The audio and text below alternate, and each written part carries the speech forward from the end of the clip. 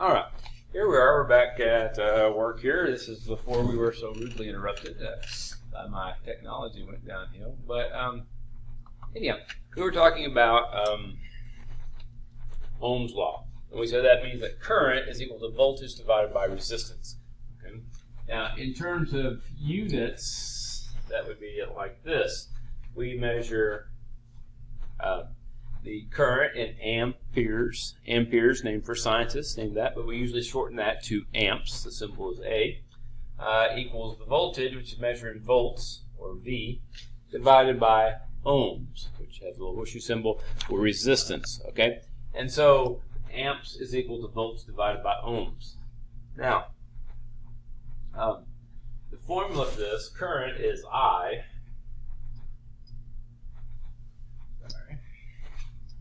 I is equal to voltage divided by resistance. Don't ask me why current is equal to I. That's just one of those rules of life that it is. But anyway, there we go. And that's basically Ohm's law, which basically says the higher the voltage, the more the current you have. The higher the resistance, the least current you have. And that's the basic interrelationship between those three things. Okay, now one of the main questions people always want to know is how much electricity does it take to electrocute someone? How much is deadly? How much is dangerous? Okay, and that can depend upon several different things. Okay, first of all, it depends on the resistance of your body, and it also depends on how much current actually goes through your body. Okay, so first of all, if there's a lot of resistance, then it will not go through very quickly. For example, if you touch something with your fingers, generally you have a resistance of about 100,000 ohms, or 100 kiloohms, but anyhow, that would be 100,000 ohms. All right, sorry, is that a million? Try that again. 100,000 ohms. Okay. Now, on the other hand, if your skin is very, very dry, then you might have a resistance of up to 500,000 ohms, which would, of course, make you a lot more resistant to the flow of electricity, so you could be exposed to a greater current without a bad effect. On the other hand, if you fall in the ocean, for example, and you were soaked in salt water, your resistance would only be 100 ohms. Okay, that is 1,000 times less than it normally would be, and 5,000 times less than it would be if you had really, really dry skin. All right. So in that case, since the resistance is very, very low, it would not take as much voltage to cause a greater current to flow through you, and therefore it could do a lot more damage if you were wet, and especially if you were in salty water, which would be an even better conductor of electricity. Now, so how much electricity you're exposed to depends on how long you're exposed to it, how much resistance your body has, how much voltage are you being exposed to, all these things. Now, normally, though, we define the harm that it does in terms of current. So the bottom line is how much current is flowing through you. Okay, we don't worry about the voltage because voltage depends on the resistance and so forth. It's actually the amount of current that goes through your body and causes problem, because your body, your nervous system, and your circulatory system are both basically electrical systems. And so the more current that goes through, it can disrupt those systems. And that causes problem in breathing and, of course, your heart beating and your nervous system in general. If you have a thousandth of an amp, or usually talk about those as milliamps, okay, in milliamps, then that is just enough that you can feel it. You could actually detect that current going through you. All right, up to about 5 milliamps or 5,000ths of an amp, it would begin to be painful. Okay, at some point it gets stronger until about a 0.07, 700ths or 70 milliamps. At that point, if it were to go to the heart, it would be painful. You can feel it. It goes through the heart, and once again, it's going to disrupt your heart circulation. And exposure for greater than 1 second may be deadly. Okay, so really, when we look at amps, it doesn't have to be a great deal of amps to be dangerous. Okay, 0.2 amps, which would be 200 milliamps or greater than that,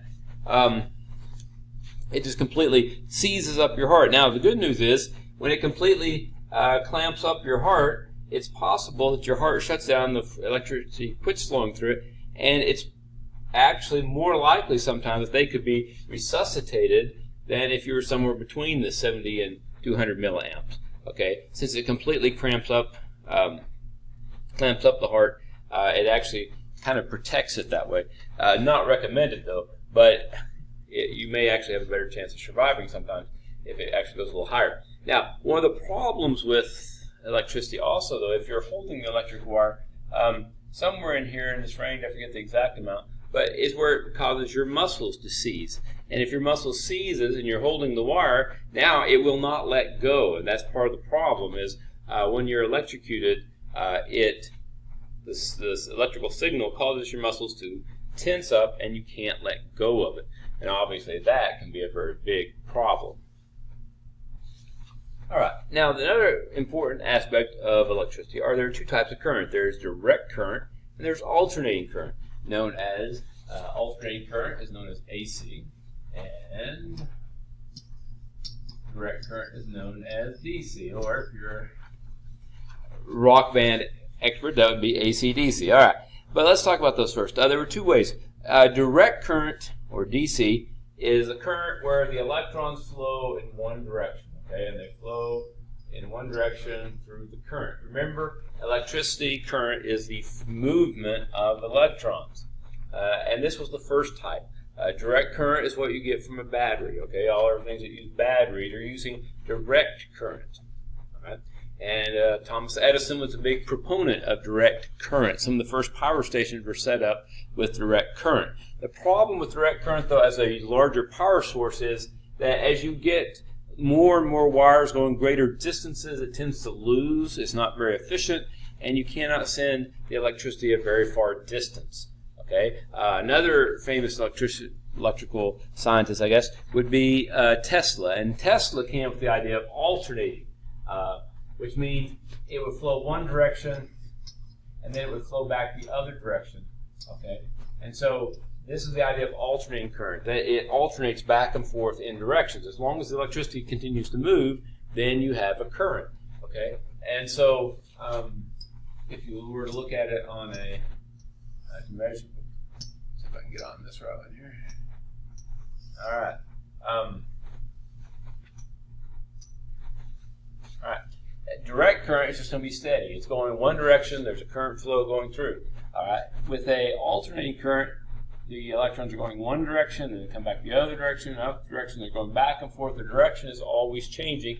And so if you were to graph that, it looks like an up and down line. It's not like positive or negative. It's more about direction. It's going this direction, it goes up, then it slows down and starts to go the other direction and speeds up, and then it starts to slow down and goes back the other direction. But this constant flow of electrons back and forth, back and forth, back and forth is what alternating current is. And alternating current allows you to get a lot higher voltages and higher currents and send it farther. And so eventually everybody switched over to alternating currents. And so power plants and stations use alternating current to send the electricity out to our home. Now, if we use that electricity from our plug to charge our cell phones, for example, we're changing it.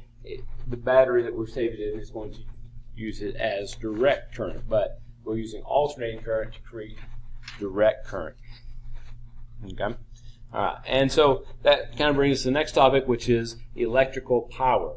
Okay, we talked about power as the ability to do work. Okay, when we talk about it in turn, and we measured that in.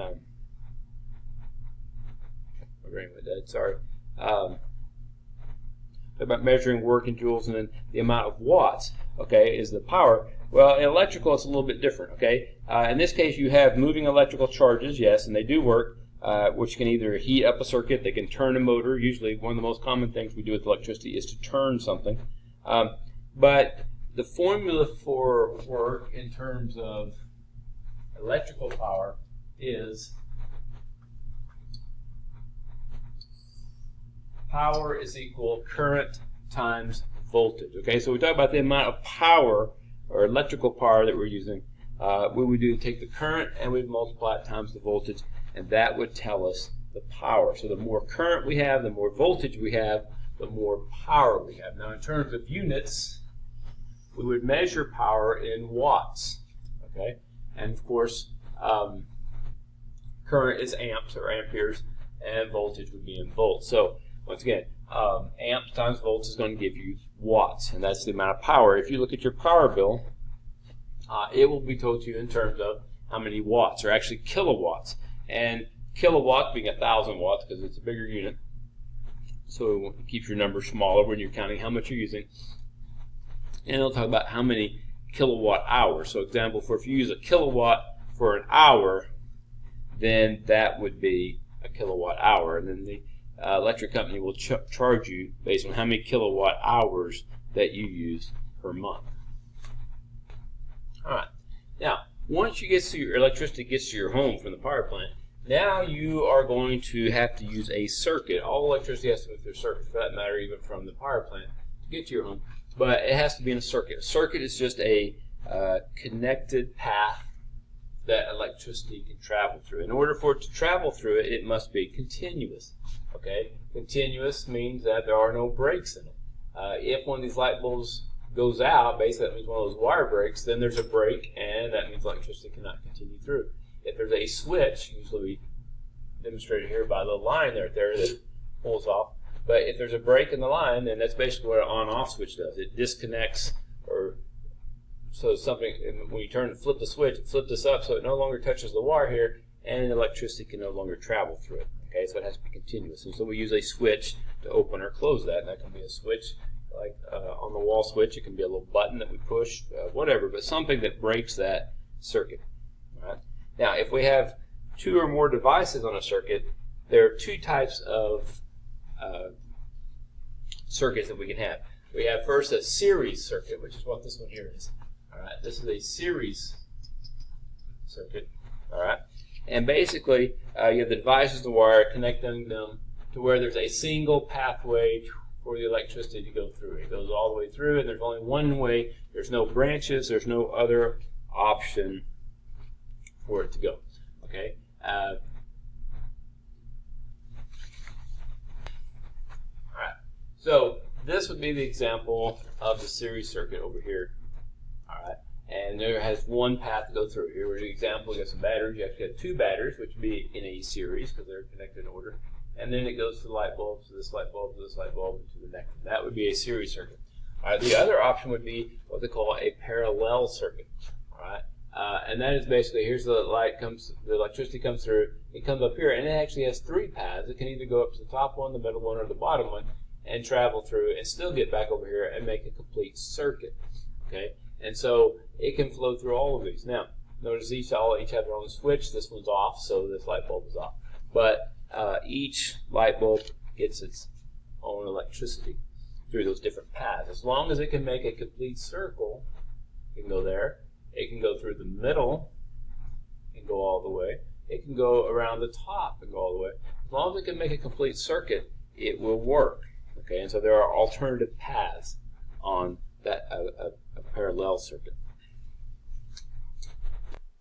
So in a series circuit, since it only has one path to go and it goes through all of these, it has basically the same current is going through all the light bulbs. So each light bulb has the same amount of current.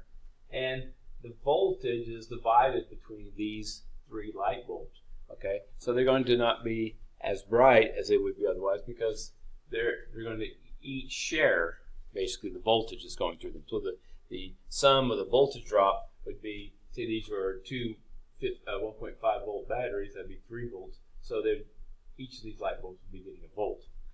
All right, and the main disadvantage of this is that if you have one path through here, if something happens to one light bulb, that breaks the path. And now the electricity can't get to the other light bulbs. So basically, if one light goes out, they all go out. At one time, Christmas tree lights were this way. And if one bulb went out, the whole string went out. As you can imagine, that was a real pain in the neck. And so they came up with most Christmas tree lights, also circuits in your house, are parallel circuits. We'll talk more about that in our next video.